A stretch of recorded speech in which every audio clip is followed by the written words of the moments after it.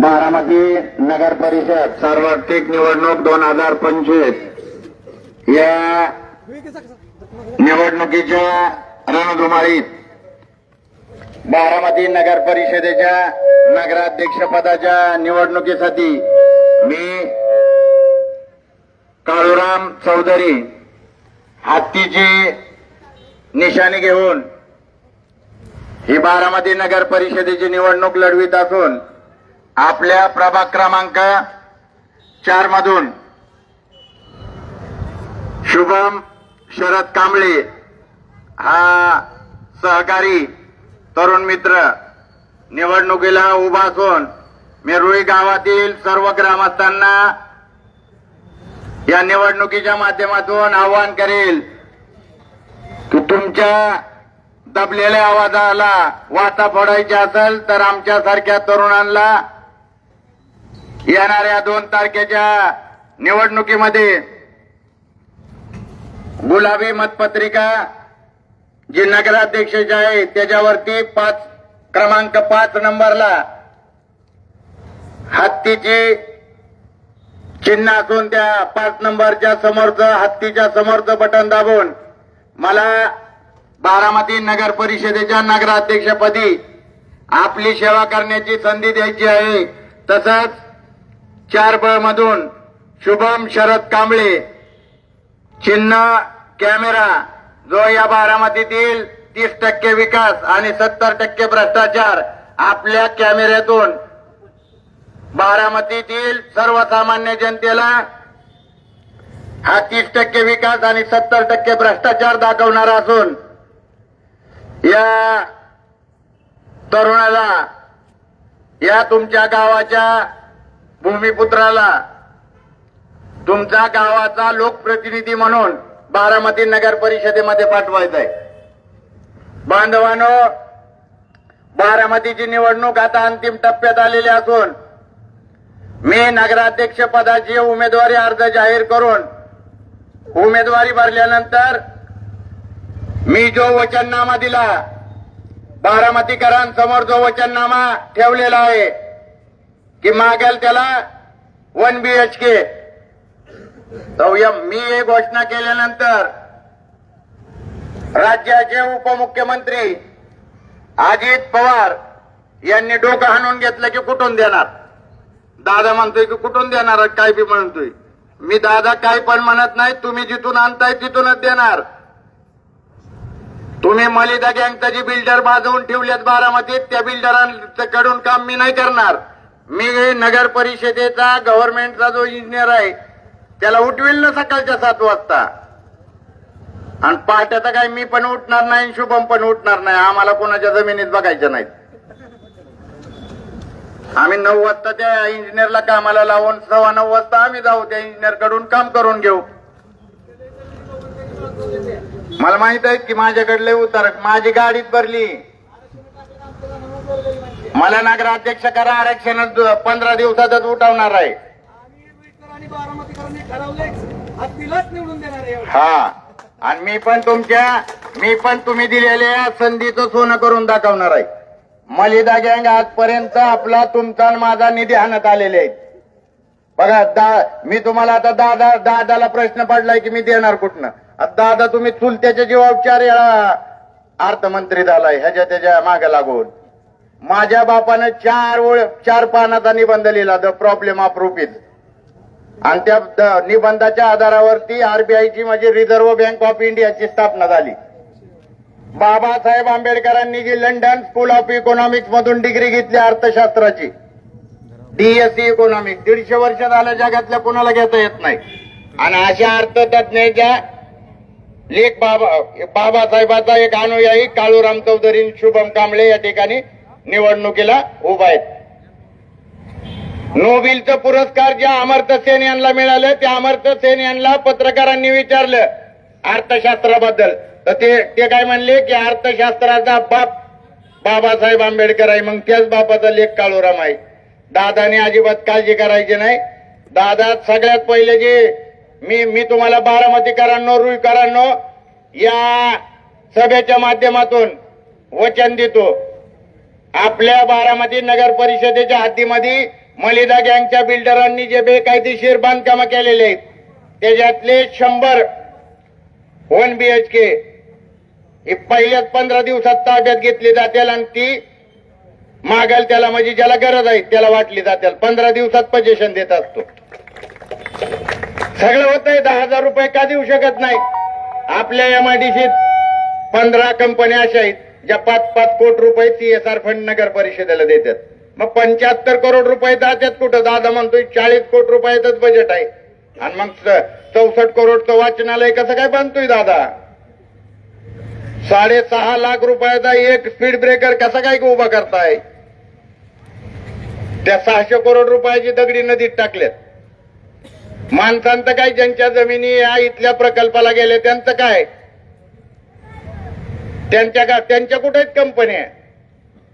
परंतु ही जी सगळं जे बारामतीमध्ये चाललेलं आहे हे सगळं मलिदा गँगने सुरू केलेलं आहे आणि या मलिदा गँगच्या विरोधात सर्वसामान्य बारामतीकरांनी काळूराम चौधरीला आपला उमेदवार केलेला आहे. सगळ्यांनी ठरवलेलं आहे चुपचाप हातीछाप. आपली घोषणाच आहे चुपचाप हातीछाप. राष्ट्रवादीवाली आली त्यांच्याच रिक्षात बसायचं. आतमध्ये गेल्यानंतर कॅमेऱ्यात फोटो काढून गुलाबी दादाचं जॅकेट गुलाबी आहे का नाही? तो गुलाबी कलरच माझ्या मतपत्रिकेचा आहे. 5 नंबरला आपला हत्या आहे आणि शुभमचा जो कलर आहे तो फिक्कट निळा आहे आणि 1 नंबरलाच कॅमेरा आहे. भ्रष्टाचार्यांचा फोटो त्या कॅमेऱ्यात काढायचा शुभमचे आणि 5 नंबरचा गुलाबी मतपत्रिकेवरचा हत्ती दाबायचा आहे. पाठीमागे तुम्हाला माहित आहे 5-7 वर्षापूर्वी नगर परिषदेमध्ये चोरी झाली 17 लाख रुपयाची. ती चोराने अख्ख्या अंगाला पांढरी पट्ट्या बांधून चोरी केली. ती माहित आहे ना? टीव्हीवर आलतं, पेपरला आलतं. आणि तो चोर किती इमानदार बघा की त्यांनी 14 लाख परत आणून ठेवलं होतं दारात नगर परिषदेच्या आणि तो चोरच अजून गावला नाही. आणि वरून आता ही नवीन 41 चोऱ्यांनी दिलेत. मग तुमचं आणि माझं काय होणार आहे? काय इथं अवस्था? काही शिक्षणाची का सोय नाही? आमच्यात जमिनी गेल्यात सगळ्या आणि तिथं विद्या प्रतिष्ठानला रोहित मधले बी मला नाही वाटत कुठल्या चौदाराला, गोडक्याला, कांबळेला, खाड्यांना, वनवेला कोणाला ऍडमिशन फ्री मध्ये मिळालं असेल म्हणून. मला आणि असेल तर तुम्ही सांगा, मी पाठिंबा देतो आत्ता लगेच. आणि हे बघा महात्मा ज्योतिबा फुले 1846ला हंटर आयोगासमोर फाटके कपडे घालून उभा राहिलं. आणि फाटके कपडे घालून उभा राहिल्यानंतर इंग्रजांना कन्व्हिन्स केलं आणि आपल्या देशात सक्तीचं शिक्षण केलं. नगर परिषदेकडे काय व्यवस्था आहे? काहीच व्यवस्था नाही आमच्याकडे. काय नाही. अहो झेडपीच्या शाळा आहेत तुमच्या गावात, झेडपीची शाळा आणि झेडपीच्या शाळेत आमची पोरं शिकायला जातात आणि त्याला 8वी पर्यंत ती नापासच करत नाही, पास करतात. वरून खिचडी देतात खायला, खिचडी वरच्या. आणि त्या झेडपीचा शिक्षक कधी त्याला काम काय असतं, कधी त्याला डुकर मोजायला लावणार, गाढवं मोजायला लावणार, त्या ह्याचं काम देतात. आणि त्याच्यातनं वेळ पडला. आता नगर परिषद आल्यामुळे नसेल पण तुम्ही बघा झेडपीचं गुरुजी त्या राजकारणात लुडबुड करतात गावाच्या. मग त्याच्यातनं बी एखादं कांबळेचं नाही तर गोडक्याचं पोरग, चौदाराचं पोरग उठावणार आणि गुरुजी म्हणतो दार काय छाप घेऊन ये. ही पोरं आपलं विमल खाऊन येताना. हे सगळा सांस्कृतिक दहशतवाद आहे आणि ही सगळं कशाच्या ह्याच्यावर चाललंय? तुमच्या आणि माझ्या मताच्या जोरावर. पैसे तर लय आहेत. कारखान्याला 10,000 वाटलेत, मग आता तर 20,000 वाटलं पाहिजेत. 20,000 रुपये मताने जरी वाटलं तरी घेऊन बुडवायच्यात. मत तुम्हाला कॅमेऱ्याला हत्तीला द्यायचंय. कारण ती पैसे काही त्यांचं नाहीत, ती पैसे आपल्याच सर्वसामान्यांचं आहेत. 97 लाख रुपयाचं टॉयलेट बांधतात का कुठं? नगर परिषदेने बांधलंय संडास 97 लाख रुपयाचं. 3 लाख रुपये 1 कोटी रुपयाला. आणि त्यालाच म्हणतात विकास. आता विकास नुसती जाहिरात आहे. विकास कुठे आहे? 30% विकास आणि 70% भ्रष्टाचार आहे. 2 मिनिटाची गोष्ट सांगतो. एक सज्जन माणूस वर मरतो, तो मेल्यानंतर वरती जातो. वरती गेल्यानंतर त्याला 2 दरवाजे दिसतात. एकावर लिहिलेलं असतं स्वर्ग, दुसऱ्यावर लिहिलेलं असतं नरक. हा सज्जन माणूस त्या स्वर्गाच्या खिडकीच्या चिरीतून आतमध्ये डोकावतो. आतमध्ये भजन कीर्तन चालू असतो. हे सज्जन माणूस म्हणतो खाली मी हेच केलंय, वैताग आलाय, आता काही नको. म्हणून तो नरकाच्या खिडकीच्या चिरीतून आतमध्ये डोकावतो. आतमध्ये लेडीज बार सुरू असतो, चिकन खाता असतात, बिअर पेत असतात. सज्जन माणूस म्हणतो खाली मी हे काही केलेलं नाही, एकदा बघावं तरी काय करावं. म्हणून तो दरवाजा वाजवतो. आतनं 2 राक्षस येतात, त्याला आतमध्ये घेतात आणि निळा पिवळा होतोवर मारतात. आणि मग ह्यो सज्जन माणूस मार खाऊन झाल्यावर निळा पिवळा झाल्यावर त्या 2 राक्षसांना म्हणतो, मी खिडकीच्या चिरीतून बघितलं होतं, आतमध्ये लेडीज बार सुरू होता, चिकन खात होती, बिअर पेत होती. ती 2 राक्षस म्हणतात ती आमची ऍडव्हर्टाईज होती. तशी रस्त्याची ऍडव्हर्टाईज आहे बारामतीत. आता रस्त्यावर काय गरीब माणूस जेवणार आहे वय का? गरीब माणूस झोपू शकतो. आणि जर गरीब माणूस रस्त्यावर झोपला तर मलिदा गँगचा सलमान खान त्याला सोडणार आहेत का? रात्रीच्या गाड्या कशा चालवतात तुम्ही बघताय तिकडे गेल्यावर, इकडे नाही पण तिकडे रोडला. आणि मग ही सगळी जर परिस्थिती अशी असेल तर या मलिदा गँगला रोखण्यासाठी बारामतीकरांनी काळूराम चौधरीच्या बरोबर उभं राहिलं पाहिजे, शुभम कांबळेच्या बरोबर उभं राहिलं पाहिजे. आणि येणाऱ्या 2 तारखेला गुलाबी मतपत्रिकेवरचा 5 नंबरचा हत्ती आणि फिकट निळ्या मतपत्रिकेवरचा 1 नंबरचा कॅमेरा हे बटन दाबून आम्हाला आपली सेवा करण्याची संधी द्यायची. अजिबात भ्रष्टाचार होणार नाही का? मी तर दादाला आणि वहिनीला सुद्धा आशीर्वाद मागणार आहे. बात करा आता दादा त्या मलिदा गँगपेक्षा मला एकदा बघा, मलाच आशीर्वाद द्या. आणि मी जर तुमच्या त्या निधीतला काही भ्रष्टाचार केला तर मला टायर मध्ये घालायला लावा, नाही तर डबल मोका लावा. आता तुम्ही मलिदा गँगला तर काही म्हणणार नाही, त्यांना आपलं पाठीशी घालताय, त्याच्यापेक्षा मला द्या. बारामतीकरांनी मान बनवलंय, आता दादानी वहिनीने बनवावं, लहान भावाला नगराध्यक्ष म्हणून निवडून द्यावं. एवढीच या ठिकाणी मी आपल्याला विनंती करतो.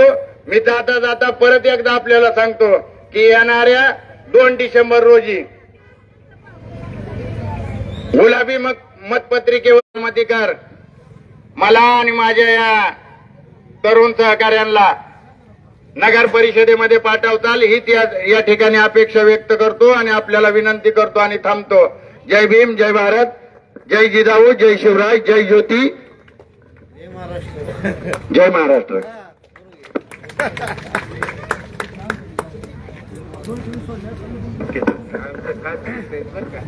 येथे जमलेल्या सर्व गावकरी मंडळींचे मी आभार मानतो. आणि येणाऱ्या 2 डिसेंबरला 1 नंबरचं बटन दाबून, कॅमेरा चिन्ह समोरील बटन दाबून मला बहुमताने विजयी करायचंय आणि नगर परिषदेवरती आपली सेवा करण्यासाठी पाठवायचंय.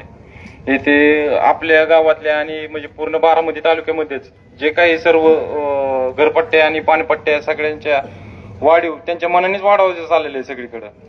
कोण कोणाचं ऐका नाही, कोण कोणाकडे लक्ष द्याय नाही, त्यांना कोण प्रश्न विचारा नाही, एवढं सगळं चाललेलं आहे. त्यांच्या मनाने जे काय चाललेलं आहे त्यांच्यावरती आळा घालण्यासाठी आम्ही आवाज उठवतोय. त्याच आवाजात तुमचा आवाज जोडायचा आहे. 1 नंबरचं बटन दाबून आणि साथ द्यायची. उद्या 5:30 वाजता म्हणजे 7:30 वाजता भिगवण चौकात सभा आहे आणि 5:30 वाजता आंबेडकर पुतळा या ठिकाणावरून भव्य अशी प्रचार फेरी जी मुख्य बाजारपेठेतून भिगवण चौकात येणार आहे.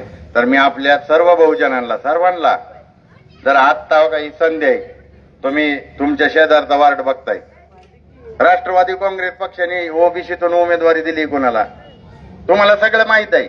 तुम्ही बोलत नाही म्हणून मी बरेच बारामतीकरांना मी बारामतीकरांना भेटायचं टाळतोय, व्यापाऱ्यांना भेटायचं टाळतोय, कारण मला माहित आहे बारामतीकरांच्या मनात चुपचाप हातीछाप आहे.